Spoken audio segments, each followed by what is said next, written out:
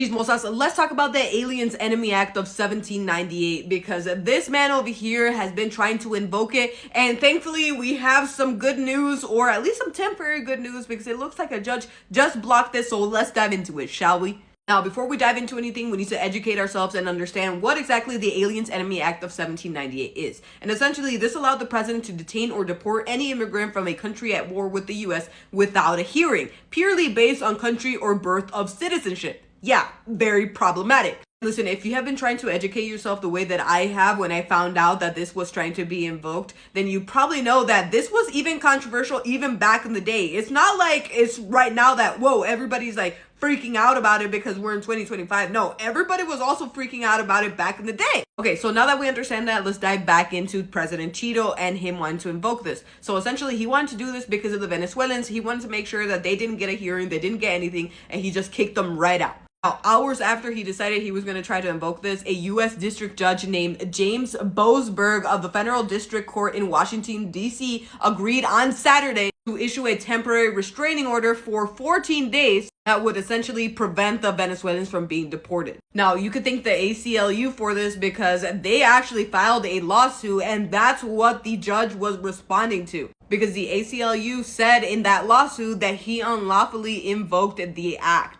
Now, of course, this is just temporary, as we just heard, only 14 days, but hopefully this gets extended or somebody gets a better eye on this because this is absolutely crazy. But that being said, Chismosas, I am very curious to know what you guys think about all of this. Let me know down below in the comments, and don't forget to like and follow for more gossip, chisme, and all things tea.